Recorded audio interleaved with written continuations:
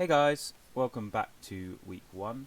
I just wanted to take some time to explain the week one homework session. So, as the course has kind of evolved over time, we've had various sort of feedback through the different feedback sessions, and one of the things that was brought up was that the students themselves would like some homework for the first week. So, in that kind of vein, what I set was some patterns, which I'm just going to explain now, and kind of explain what the process is as well. So hopefully that will help you on your way in terms of like the first session. So the first thing that I did was I set 5 patterns, which have I just collected some reference here. So we've got a brick one, a roof tile, a herringbone, a bark, and a sand. So these are kind of varying levels of difficulty. So that's the reason I chose 5, was I wanted to have some different ones which were kind of easy and some ones that were more difficult, more kind of challenging, if you like, to kind of get you sort of pushing you and learning kind of the skills. So the general thing, if I jump back into substance here, is that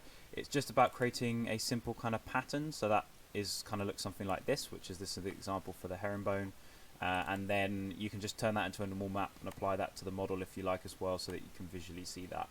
I would also suggest you just chuck a base material in there as well. Don't have it set to metallic, just set it to kind of like a base color, just so that it's nice and simple and laid out, kind of presented well, so you can see what's going on. So I'm just going to run through these and explain kind of my general process as to creating these, just to give you a kind of pointers. And this isn't necessarily the exact way. I'm going to show a couple of different ones, different ways for each one as well in some cases, so don't say that this is the 100% you have to do it this way, but it's just to kind of give you some pointers to start with. So with the herringbone one, like, this is kind of a simple one, but it's just about, the first thing you need to do with this is, if you're using the tile generators to kind of generate these, and then I'm combining them, I've got 2 and one's just plugged into the other one here, so you've got sort of the background and the foreground.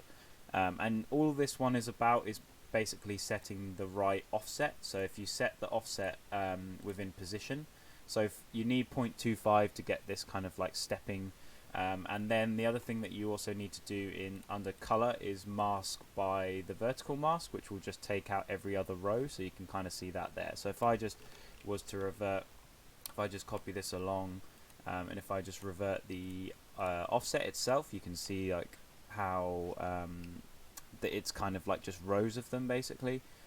So you can see how that kind of is creating that pattern as you offset them. So that's what I would do to create the herringbone. There are probably other ways to do it as well, but that was the simplest way, I think, to kind of get that pattern.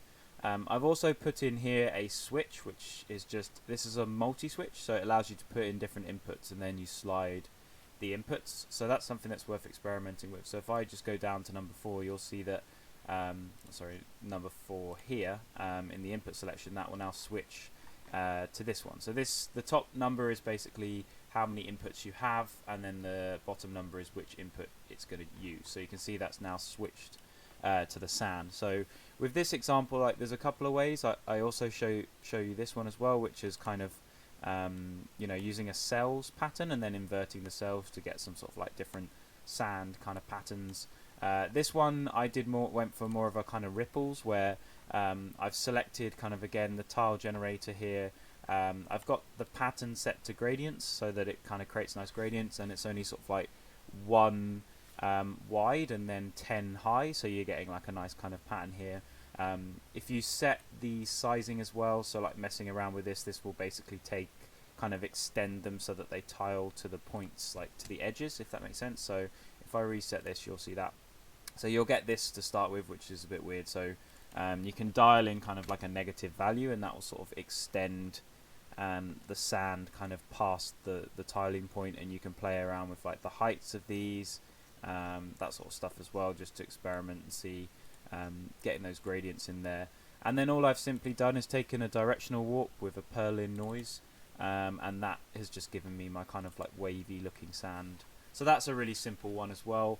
For this one, also just a kind of note, like, as Designer updates, like, you can see that we're now on 2017.2, which is kind of the latest Designer version.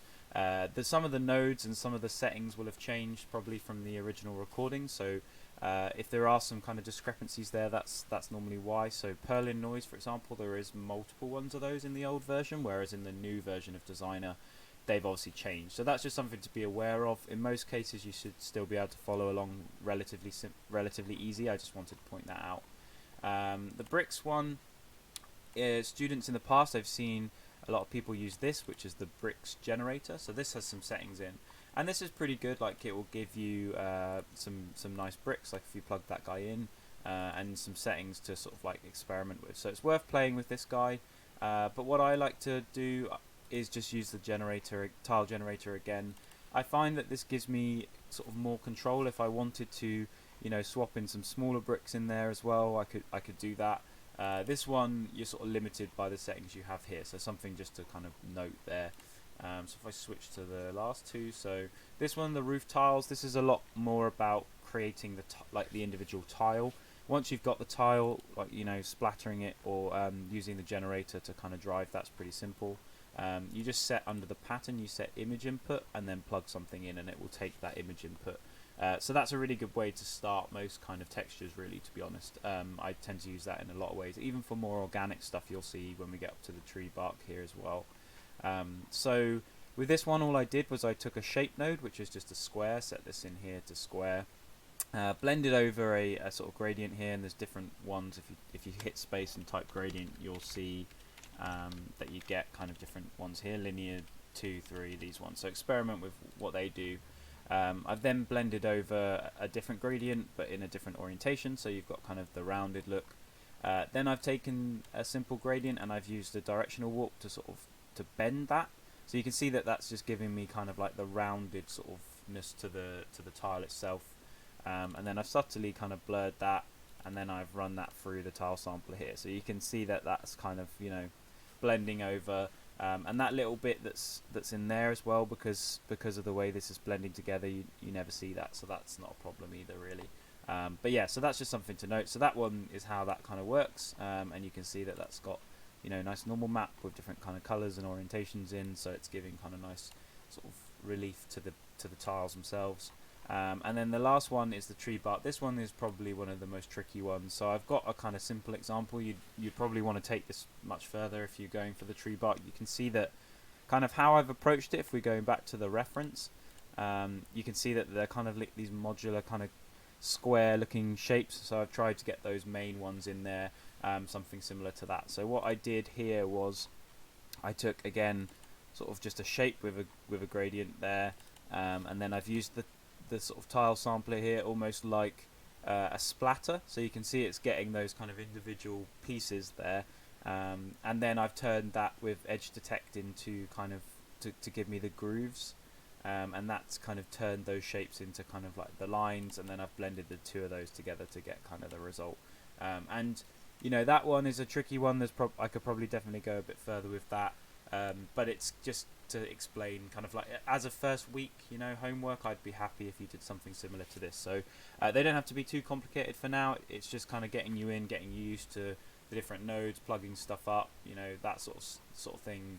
Obviously that's going to be the first week. So yeah, hopefully that's been useful. I just wanted to take the time to explain the homework a little bit more, since it's kind of been a relatively new thing, a new addition to the course. If you do have any questions, as I said, kind of towards the end of the video, or the first part of the end of the video, you can chuck those into the forums. I tend to sort of answer those during the week, and then if there's any further questions, just put them at the end of your homework submission. There is a place where you can sort of post a bio description, so make sure you do that, and then I can actually kind of see what you've been up to during the week, any problems and struggles that you've had, and I'll answer those when I do your homework feedback. So yeah, hopefully that's helpful. Good luck on the course, and I look forward to seeing all your guys' work. Cheers.